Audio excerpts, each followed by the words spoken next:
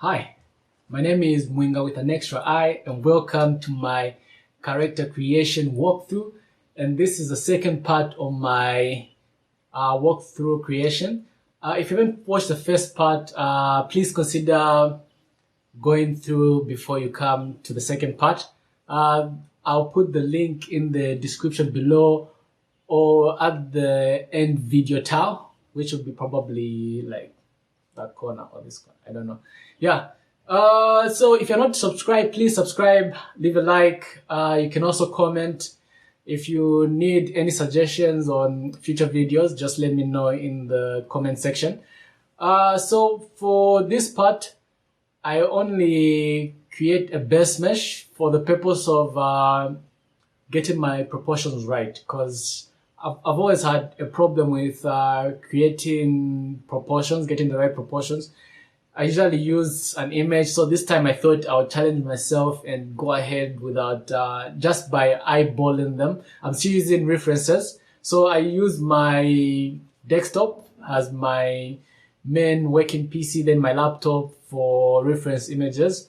The software I usually use is Blender.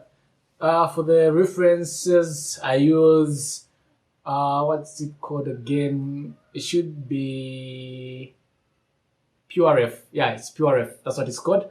Yeah. So let's dive into the video. Then I'll be commenting over. If you'd like just like a voiceover without my video at the corner, just let me know. Then we can change the format up. So here we go. Okay, so right now, so most of the times when I'm modeling, I'm kind of going through what I had done last just to get the feel of the character. So I start with the feet because I'm trying to guess to, how can I put it? To kind of get the height, the full body height. So I put the feet down to kind of just like help me know where the character is supposed to end. So that's like a general shape of the body. If you're creating a female, the hips and the shoulders are supposed to be kind of like the same width. So I start with the torso, then I add in the legs. Then I'm trying to measure using the cylinder from the head to the feet so that I can get the exact length. Because if I know the entire length, I know where the torso ends or the midsection of the body is. Then I go in, add in the knees, separate them, because when it will be helpful when I'm sculpting. Yeah. So I'm just going in, as you can see, putting in, kind of trying to get the proportions right. So most of the challenges I face are if I've got an image I'm trying to sculpt from, especially the face. For the body, I usually kind of get it right all the time, but for the face, I do have some challenges getting the likeness, because even when I'm creating cartoony characters, they tend to look more realistic than cartoony, because I use the cartoon reference and the real reference. So when I'm sculpting, I usually I try to make it kind of like the cartoony style, but it ends up looking like a more realistic version of the cartoony version, which is not what I usually want. I do want it to look more cartoony than realistic, but I'm still trying to figure that part out. So I usually get more realistic looking characters correct than the full cartoony. I think it's really hard for me just to go full cartoony, because I have to break a lot of likeness rules, and I'm not that good at breaking likeness rules when it comes to the face. For the body, it's easy because it's easy for me to adjust forms, unlike for the face area. Yeah. Getting back to the sculpt. So what I'm doing right now is just trying to get the general proportion of the arm. And what happened here was that I felt my pieces were not centered. So I'm trying to apply the location and the rotation, trying to put the origin to the center and put the meshes to the center, but nothing was working. Then I finally realized that the torso had a problem. So I guess when I was scaling it in the edit mode, I kind of shifted the mesh, which was unintentional. So right now I'm just deleting half of it, and then I'll add a mirror modifier so that I can get, yeah, as you can see, I had moved it somehow. So that's what happened. So I continue adding mirror modifiers to the mesh, and I felt like she was too short. So I just scaled the body on the z-axis to give her the height. Then, so my views to my right and to your right, they're just helping me kind of see the general proportion. So I'm using them a lot to kind of see whether she's too short or tall. And I'm making a few tweaks to kind of now get to still keep the features, because even though they're primitive objects and they do not have a lot of vertices to them, I'm still trying to get everything to be as alike to a body as it could be.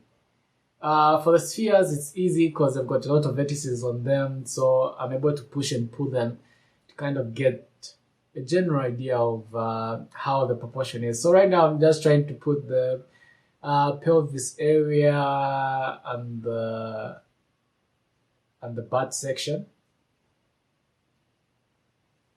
Yeah, so that's what I'm basically doing.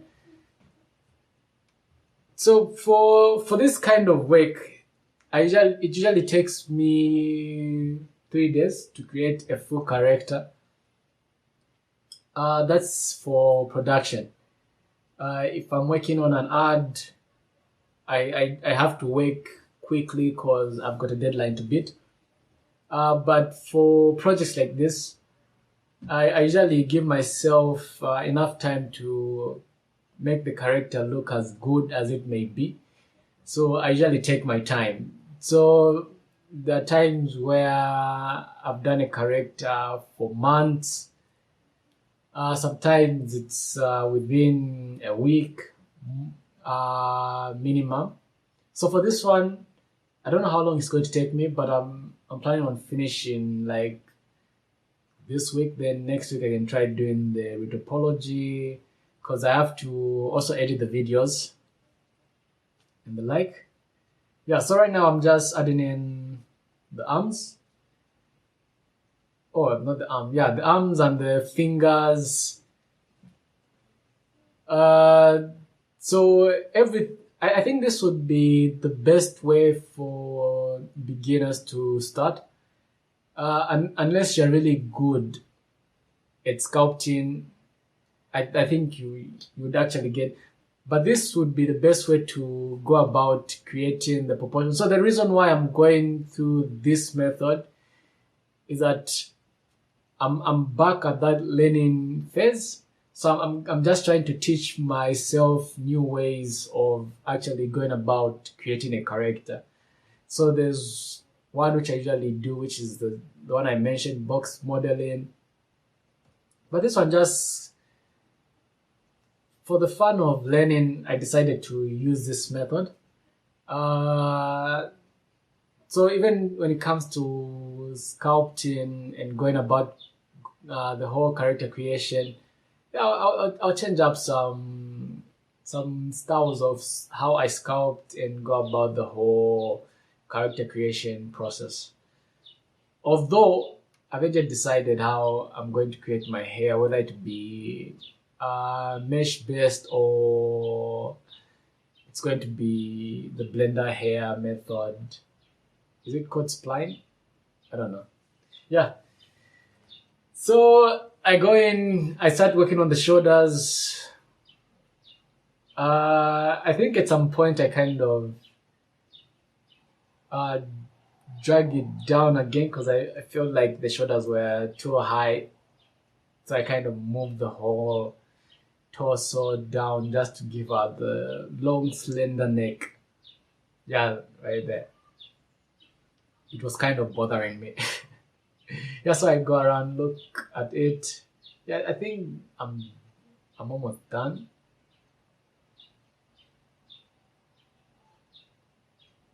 Yeah. So I kind of increased the hips, the hip area, the pelvis area a bit. Cause I'm trying to give the whole KV look to it. Cause as our women, most African women have got the huge curves, so that's what I'm trying to go for. Yeah, so you got the calf area kind of protrudes. So I've got or just from the reference, trying to do as much detail as I can to get the whole character looking good, even with the low vertex count I have. Yeah.